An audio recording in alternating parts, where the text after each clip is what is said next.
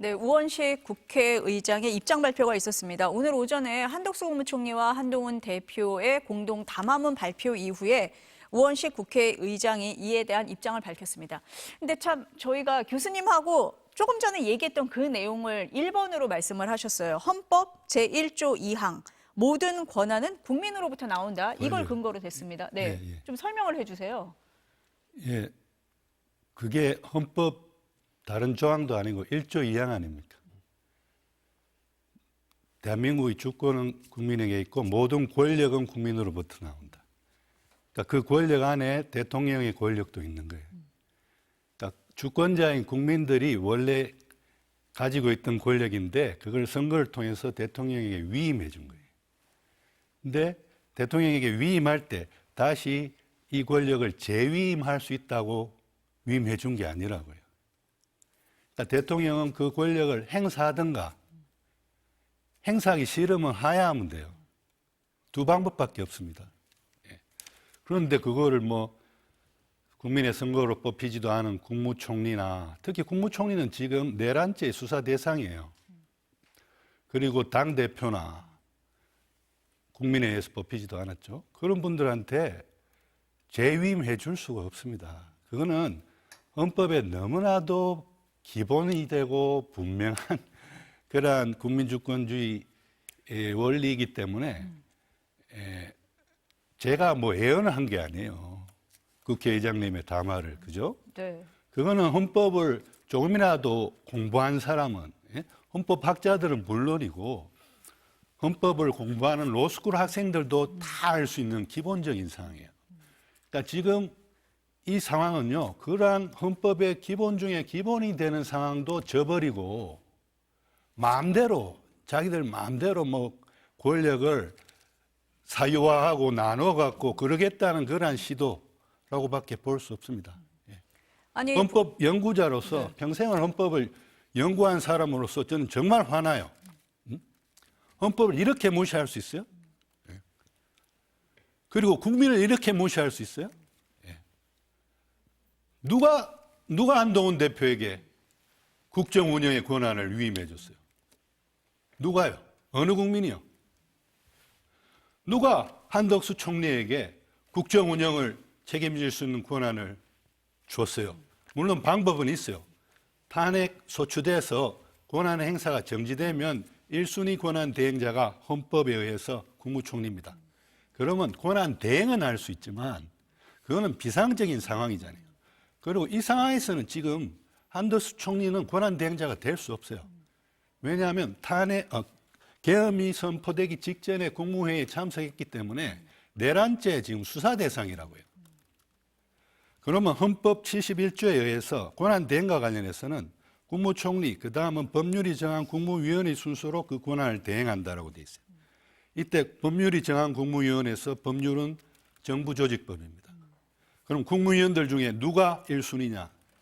경제부총리요, 기재부 장관이에요. 그런데 이분도 아까 정부 부처 합동 브리핑에 발표를 하시던데 이분도 국무회의 참석자로 제가 알고 있어요. 이분도 수사 대상이에요. 권한 대행할 수 없어요. 물론 본인은 찬성하지 않고 반대했다고 했지만 반대했는지 여부도 수사를 통해서 밝혀져야 되는 겁니다. 그 다음에 교육부 장관, 그 다음에 과기부 장관, 그 다음에 외교부 장관 이렇게 내려갑니다. 네. 이 중에 그 국무회의에 참석하지 않은 분이 첫 권한 대행자가 될 겁니다.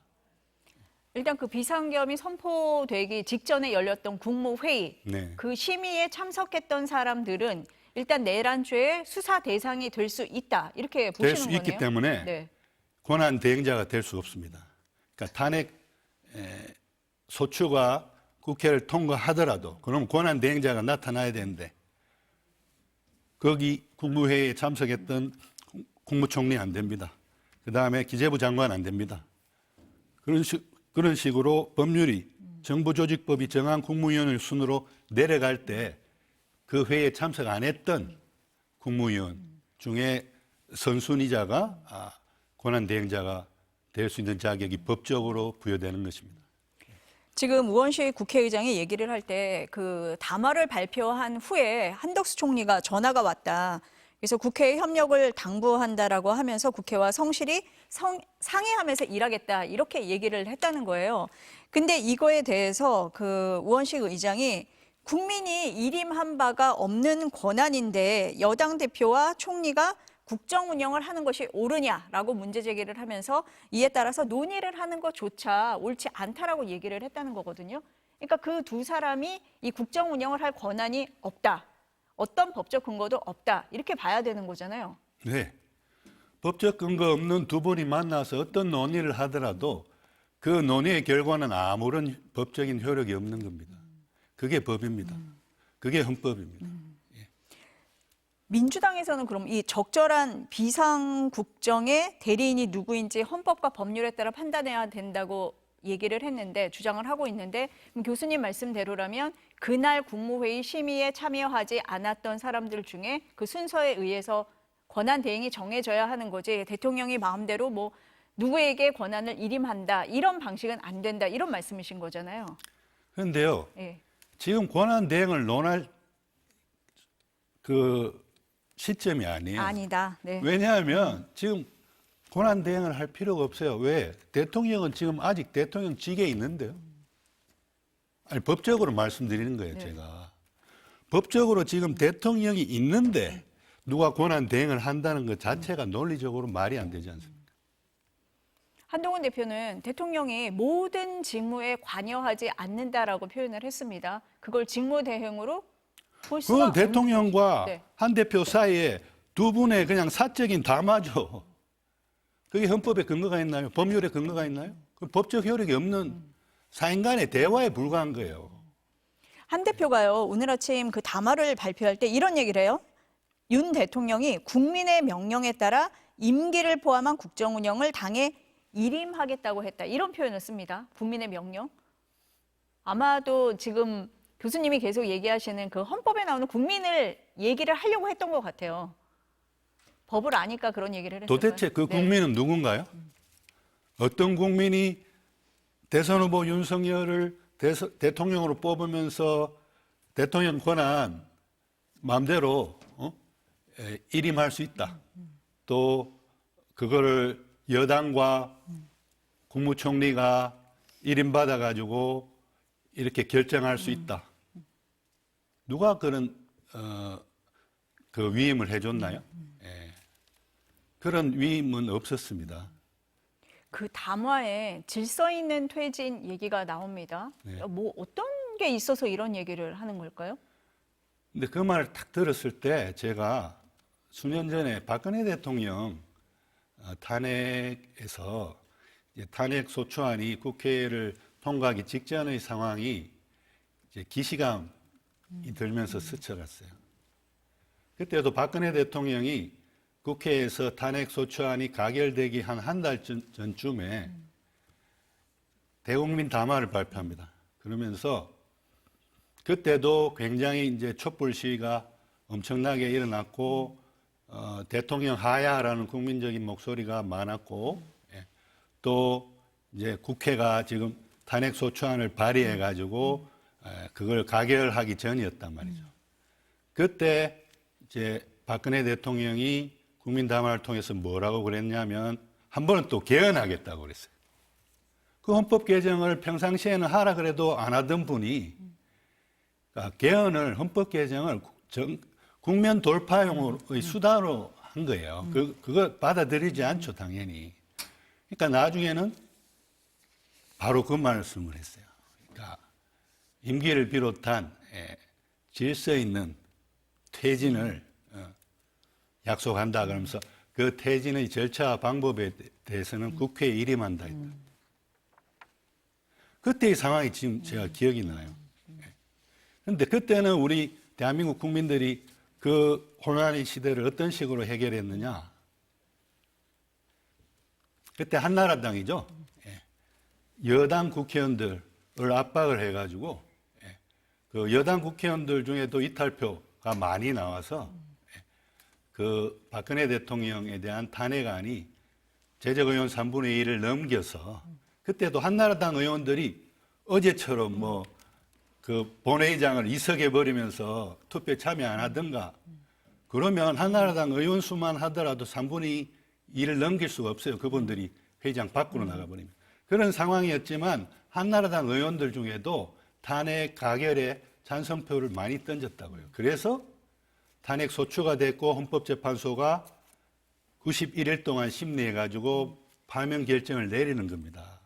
그래서 아까도 말씀드렸지만 헌법이 예정하고 있는 지금 현 상황을 타개할 수 있는 가장 신속하고 헌법 절차에 따른 방법은 바로 다시 탄핵 소추안을 재발의해서 이번에는 탄핵을 가결하고 그다음에 헌재의 결정을 기다리는 것. 그 방법밖에 없다. 하나의 방법은 사실은 더 있습니다. 그런데 그거는 사실은 헌법이 그다지 좋아하지 않는 방법입니다. 대통령의 하야입니다. 즉각적인 하야입니다. 그게 이제 헌정사에서는 언제 있었느냐? 4.19 직후에 이승만 시절로 돌아가 보면 그 데모대에게 경찰이 발포를 합니다. 군중들이 들고 일어납니다. 그러면서 1공화국 독재 정권 타도를 외칩니다. 그러니까 이승만 대통령이 하야를 결정합니다. 그런데 하야라는 것도 사실은 헌법이 예정한 절차는 아니에요. 왜냐하면 헌법은 대통령에게 5년의 임기를 보장하고 있고 5년은 계속 재임하라는 거거든요. 그런데 중간에 그만두는 게 하야잖아요. 그래서 하야는 탄핵보다는 덜 이제 헌법이 예정한 절차란 거고 하야했을 때 그럼 어떤 식으로 수습했나요? 과거에는 그 당시에는 허정에 의한 과도 내각을 구성합니다. 그때는 국무총리가 없었어요. 헌법에.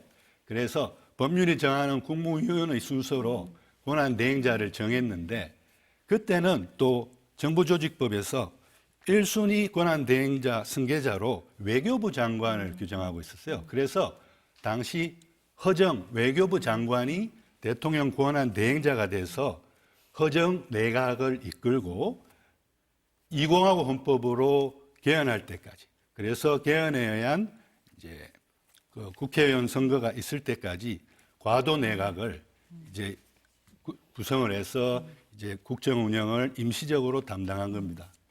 교수님, 지금 뉴스 속보로요. 이상민 행안부 장관이 사의를 표명했고 수용했다라고 나오고 있습니다. 근데 저는 궁금증이 듭니다. 수용은 누가 하는 겁니까? 이럴 경우에? 법적으로 그러니까 보면 어떻습니까? 네. 지금 정말 네. 너무 혼란스러운 상황이고 네. 너무 이런 우스운 상황이 벌어지는 게 좀 외국에서 보면 얼마나 우습겠어요. 아니 오늘 오전에 지금 여당 대표하고 국무총리가 나와서 앞으로는 지금 이 시점부터는 대통령은 내정, 외교, 일체 권한 행사를 안 하고 이 선에 후퇴해 있겠다면서요. 그런데 이 사건을 지금 행사한 거 아니에요, 그러면? 그러니까 행정안전부 장관에 대한 네. 사의는 왜 수용해요? 권한 행사를 안 하겠다 했잖아요. 이게요. 만약에 총리가 지금 할 수 있습니까? 법적으로? 행안부 장관이 사의를 표명했을 때 총리가 수용하는 게 법적으로 가능합니까? 법적으로도 안 되죠. 안 되는데 네. 법적으로도 안 되는데 그래 총리가 대통령 권한을 행사하겠다고 한 것 자체가 지금 제가 법적으로는 무효다. 아무 의미가 없는 거라는 거죠. 그러니까 저도 이 지금 속보만 들어왔기 때문에 이상민 행안부 장관이 사의를 표명했고 수용했다라고 왔을 때 오늘 같은 상황이라면 이 수용 주체가 수용자가 누구인지 너무 궁금해서 대통령 이해하죠. 네. 법적으로는 대통령 법적으로는, 이해하죠. 네. 그러니까 법적으로 한 거예요. 그런데 대통령은 또 여당 대표와 그 국무총리에게 네. 권한을 위임하고 나는 이제 실제로는 권한 행사를 안 하고 이 선으로 후퇴하겠다라고 한 게 아무런 법적 효력이 없는 말이기 때문에 오히려 지금 사표를 수리한 게 법적으로는 더 옳은 거예요. 그러면 이 선으로 후퇴를 그러니까 하겠다, 관여 안 하겠다고 했는데 그렇죠. 법적으로 권한은 행사하고 있고 권한은 일임을 하겠다고 한 이 상황이 정말 혼란의 상황이 되는 거네요. 자, 제가 정리를 해드릴게요. 네. 이상민 행정안전부 장관의 사표를 윤 대통령이 수리한 자체가 사실은 내가 여당 대표와 국무총리에게 권한을 위임한 바 없다는 이야기예요. 법적으로는. 예? 예. 그러니까 오늘 오전에 여당 대표와 국무총리의 담화는 정말 아무런 법적 효력이 없고 본인인 윤 대통령도 무시하는 그러한 일종의 에피소드가 돼버린 거예요. 얼마나 우스꽝스러운 장면이에요. 그러니까 어떻게 이런 상황을 빨리 좀 수습을 해야 안 되겠습니까? 그러니까 이 뉴스 속보를 보신 많은 국민들이 누가 도대체 이 사의 표명에 수용을 했을까라는 궁금증이 들 것 같아서 저도 바로 여쭤보게 된 겁니다. 그러니까 지금 일련의 과정들이 정말 하나도 법적인 근거 없이 진행이 되고 있다는 거고, 특히 김용현 전 국방부 장관 같은 경우도 사의 표명을 했을 때 바로 수용을 하면서 국회 국방에 나가지도 않았단 말입니다. 그러니까 뭐 김용현 장관이나 이상민 장관 같은 경우가 이번 이 비상계엄에 있어서 가장 핵심인 장관들 아니겠습니까? 근데 이들의 사의를 다 수용을 했다라는 거에서 어떤 법적인 거에서 좀 피하려는 건지 아니면은 뭐 이후에 다른 거를 좀 생각을 하는 건지 궁금할 수밖에 없는데, 지금 김용현 장관 얘기가 나왔으니까요. 지금 네. 수사가 빨라지고 있잖아요. 네. 검찰이 오전에 긴급 체포를 했죠. 네, 김용현 전 장관이 이번 계엄 사태에 있어서는 총괄적인 어떤 실무 총책임자라고 할 수 있죠. 그러니까 오늘 그 새벽 1시 반에 그 검찰에 출석을 해서 자진 출석해서 조사를 받았고요. 그 6시간여 조사를 받은 다음에 긴급 체포가 됐습니다. 그래서 오후에 그 추가 조사가 또 예정이 되어 있는 상태고요. 그리고 가장 관심이 쏠렸던 게 그 김용현 전 장관이 어제 텔레그램을 삭제했다가 재가입한 사실이 알려지면서 혹시 증거인멸에 나선 게 아니냐 이런 의구심이 일었잖아요. 그런데 이게 우려가 실제로 확인이 된 겁니다. 아침에 MBC가 단독 보도를 했는데 저희 취재 결과 김용현 전 장관은 비상계엄 때 쓰던 핸드폰은 이미 교체를 했고 검찰 조사 오늘 오기 전에 핸드폰을 바꿔서 오늘 검찰이 압수했다는 그 핸드폰은 계엄 상황은 전혀 담기지 않은 새 휴대전화인 걸로 확인이 됐습니다.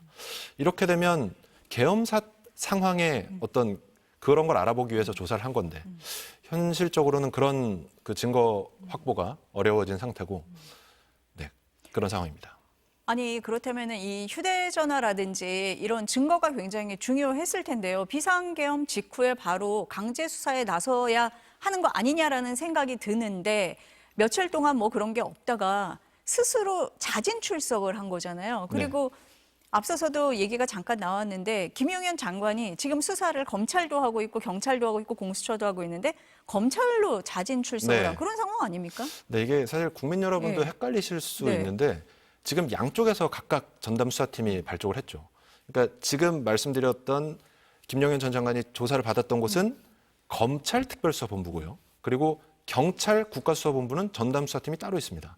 그러니까 오늘만 해도 김용현 전 장관 개인에 대한 조사는 검찰이, 그리고 김용현 전 장관 공간과 집무실에 대한 압수수색은 경찰이 했어요. 그리고 김 전 장관 휴대전화 압수는 검찰이, 그리고 통화 내역은 또 경찰이 들여다보고 있습니다. 그러니까 이게 정상적인 국가 상황이 아니다 보니까 교통 정리가 좀 안 되는 것도 있는데 되게 이례적이잖아요. 그러니까 수사기관이 무슨 누가 잘하나 경쟁하는 것도 아니고 말이죠. 아니 뭐 그러니까 그동안 네. 뭐 수사를 열심히 하고 국민들 뭐 고발 고소 사건이 많이 들어오면은 네. 바로바로 했으면 모르겠는데 네. 그렇지도 않다가 너무 경쟁적으로 그렇죠. 하는 모습이 좀 이상하게 비칠 것 같습니다. 네, 그리고 이대로라면 어떻게 되냐면 네. 만약입니다만 경찰이 검찰총장을 지휘하는 박성재 법무장관을 뭐 수사하거나 아니면 반대로 검찰이 조지호 경찰청장을 수사하는 그런 형국도 벌어질 수 있는 거예요. 또 조금 전에는 검찰이 경찰과 함께 합동수사본부를 구성하자 이렇게 했더니 경찰이 거부했다 이런 소식도 들려왔거든요. 그러니까 내란죄는 경찰의 이제 수사권이 있다 보니까 독자적으로 수사를 하겠다는 건데 이건 또 경찰의 해명을 들어보긴 해야겠죠. 근데 적어도 경찰 입장에서는 검찰의 주도권을 주지는 않겠다는 뭐 이런 걸로도 좀 보입니다. 근데 또 둘 다 수사 자격이 있냐 이런 논란도 있거든요. 그러니까 박세현 검찰 특별수사본부장이 오늘 브리핑에서 이 사건에서 가장 관련자가 많은 데가 경찰 아니냐 이런 얘기를 했어요. 실제로 경찰은 조지호 경찰청장 그리고 김봉식 서울경찰청장 등 최고위층이 국회 경력 투입 문제로 고발이 된 상태잖아요. 그런데 검찰 역시 이제 검찰총장을 지휘할 수 있는 박성재 법무장관이 고발된 상태고 국무회의에서 어떤 의견을 냈느냐에 따라서 내란죄 공범으로도 적용이 될 수 있잖아요. 특히 검찰, 이번 정부 내내 윤 대통령 부부 사건에서 어떻게 했나요? 두 사람을 엄호하는 행태를 계속 보였잖아요. 그러니까 면죄부를 줄 때는 언제고 이제 와서 윤 대통령 엄정 수사하겠다 이렇게 외치는 게 조금 어색해 보입니다. 민주당이 상설특검을 발의해서 이제 오는 10일 표결 예정인데 그것도 중요하지만 상설특검은 아무래도 한계가 있다 보니 이제 정식 특검을 통해서 수사를 하는 게 여러 논란으로부터 좀 자유로울 것 같습니다. 혐의는 어떤 혐의가 지금 적용이 돼 있습니까? 이제 김용현 전 장관. 김용현 전 장관의 경우는 이번 이제 계엄 사태의 총 지휘자는 물론 윤석열 대통령이죠. 하지만 전반을 이제 실무적으로 총괄한 게 김용현 전 장관이잖아요. 일단 국회에 병력을 보낸 것도 김용현 전 장관 지시로 일단 이루어졌고, 그리고 또 다른 헌법기관이죠. 중앙선관위의 장악을 시도한 것도 이제 김 전 장관 지시로 이제 알려져 있습니다. 심지어 국회의원들을 끌어내려라 이렇게 김 전 장관 지시했다는 그 증언도 나왔고요. 그리고 위헌성이 지금 확인된 그 계엄 포고령, 국회 정치 활동을 금한다. 이것도 이제 김 전 장관이 계엄사령관에게 이제 초안을 전달한 걸로 되어 있죠. 무엇보다 윤 대통령에게 계엄 건의를 한 사람이 이제 김용현 전 장관이라고 하죠. 또 이제 비상계엄 사태 일주일 전에는 김 전 장관이 오물풍선을 핑계로 북한을 원점 타격하라고 지시해서 그 남북 간 국전을 유도하려 했다 이런 의혹도 MBC 단독 보도로 알려졌습니다. 이제 무엇보다 윤 대통령의 내란 우두머리 혐의를 제대로 밝히기 위해서는 김 전 장관의 증언이 절대적입니다. 저희가 방송하는 중에 뉴스 속보로 특별수사본부에서 윤석열 대통령을 피의자로 입건했다 이런 속보가 나갔어요. 원래 피의자가 아니었나? 뭐 이런 생각이 드는데 입건을 했다는 게 이제 조사에 착수했다 이렇게 받아들여야 됩니까? 네, 사실 윤석열 대통령은 검찰총장을 지냈잖아요. 근데 검찰로부터 이제 피해자로 입건되는 처지가 된 겁니다. 이제 말씀하셨듯이 그럼 그동안에는 피해자가 아니었냐? 근데 오늘 브리핑을 통해 좀 공식화됐다고 보시면 될 것 같은데 이제 기자들이 윤 대통령이 내란 혐의 피해자로 입건이 됐냐? 이렇게 물었더니 이제 박세현 특별수사본부장이 관련 고발장이 많이 접수돼 절차에 따라 수사 중이라고 하면서 고발이나 고소가 되면 절차상으로는 피해자로 입건되는 게 맞다. 이렇게 얘기한 겁니다. 그러니까 절차상으로는 이미 고발된 시점에서 피의자가 됐다고 볼 수도 있죠. 그러나 정식 특별수사본부 브리핑에서 공식적으로 윤석열 대통령을 피해자로 얘기했다는 게 의미가 있는 겁니다. 혐의는 내란죄 그리고 직권남용 둘 다입니다. 그럼 수사 대상 어떻게 되는 겁니까? 일단 당연히 그 그러니까 내란죄에 대해서 그 세 가지 부류로 구분을 하거든요.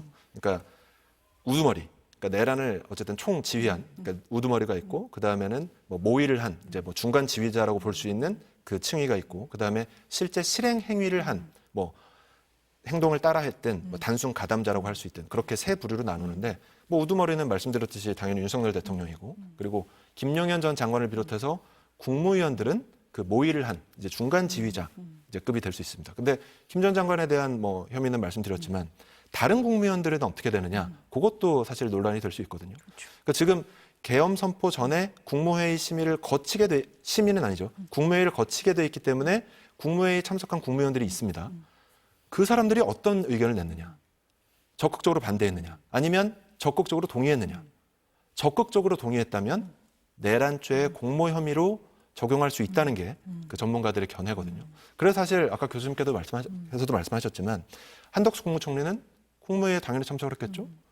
어떤 의견을 냈는지 지금 정확히 알려진 바 없습니다. 그렇기 때문에 오늘 저 담화에 자격이 있느냐가 다시 논란이 되는 거고요. 어쨌든 다른 국무위원들에 대한 어떤 조사도 이루어질 수밖에 없을 걸로 보이고, 뭐 김 전 장관이 지시를 했다고는 하지만 실제로 병력을 움직였던 그런 그 장성들은 과연 그 지시를 충실히 따랐느냐, 아니면 어떤 식으로든 뭐 반발을 했느냐, 그런 정도에 따라서 내란죄 혹은 뭐 직권남용 뭐 이런 혐의로도 의율이 될 수가 있습니다. 또 경찰도 조금 아까 말씀드렸지만 뭐 조주 경찰청장을 비롯해서 경찰도 국회에 경찰을 투입했잖아요. 그럼 그게 누구 지시를 따른 거냐? 그리고 그 지시에 대해서 어떻게 수명을 했고 어떤 절차로 경찰이 국회에 투입됐느냐? 이런 부분도 어떤 내란죄 공범으로 적용이 될 수 있을지 수사기관의 수사가 필요해 보입니다. 교수님, 이준희 기자가 지금 얘기를 했는데 이 수사가 보니까 뭐 경찰, 검찰에서 경쟁적으로 이루어지는 모습입니다. 지금 이 수사 상황 어떻게 보이세요? 저는요, 네. 우선은 참 지난 정권에서 검경수사권 조정을 하면서 얼마나 검찰이 많이 반발하고 그랬습니까? 근데 그 효과가 지금 나타나는 거라고 저는 생각해요. 그러니까 수사권을 앞에는 검찰에만 줬잖아요, 사실은.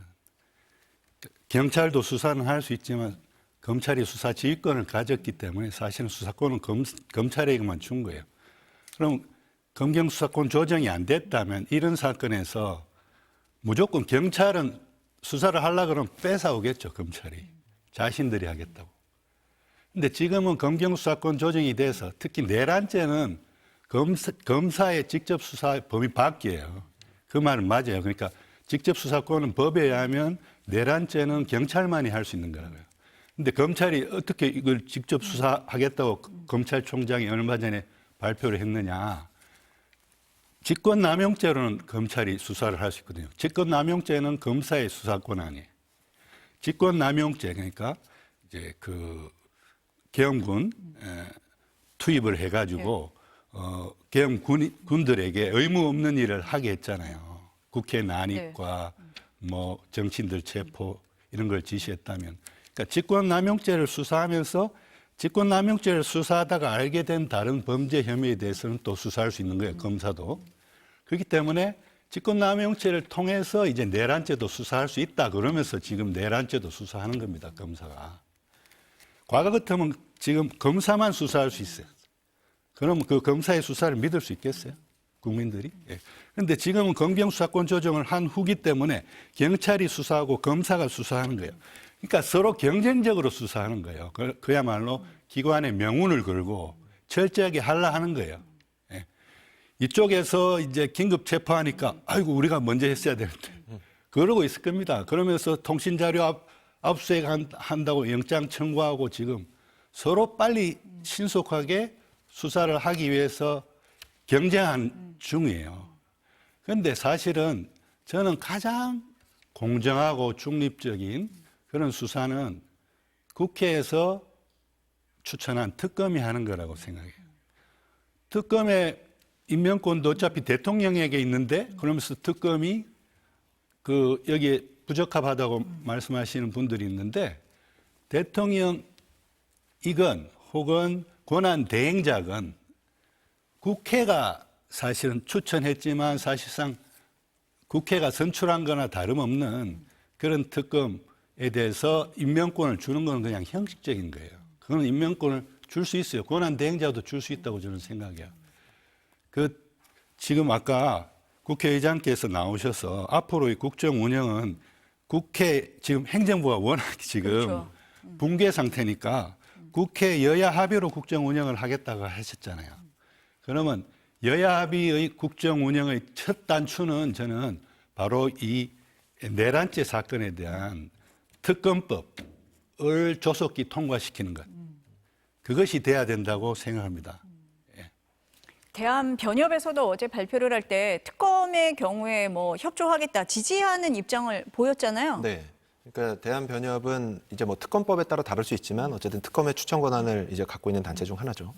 근데 대한변협도 그렇게 얘기했습니다. 윤 대통령의 탄핵을 이제 적극 찬성한다면서 이제 특별검사 임명에 이제 적극 협조하겠다. 근데 사실 교수님도 말씀하셨지만 이게 정말 검찰, 경찰이 수사 의지가 있으면 이것은 뭐 어떻게 보면 뭐 솔로몬의 재판이라고 할까요? 그러니까 네 거 내 거가 중요한 게 아니라 빨리 실체 규명을 하고 진실 규명을 하려면 네 거 내 거를 따질 게 아니잖아요. 그러니까 뭐 합동수사본부를 어디에 차리고 이런 것도 어떻게든 빨리 협의를 해서 뭐 한 방향으로 나가야지. 이게 아니라 뭐 우리는 뭐 같이 할래. 그런데 나는 못해. 뭐 그리고 여기서는 이거 하고 이거에서는 이거 하고 이게 국민들 보시기에 굉장히 이게 뭐 하는 상황인가. 아니 국민들 보시기에는요. 그날 비상계엄 사태 때 경찰이 투입이 됐었고 또 뭐 법무부 장관, 행안부 장관이 다 지금 뭐 관여가 돼 있는 상황 아니겠습니까? 그런 상황에서 제대로 수사할지도 의심스러운데 지금 이렇게 경쟁을 벌이고 있다는 것 자체가 굉장히 답답할 것 같다 이런 생각이 듭니다.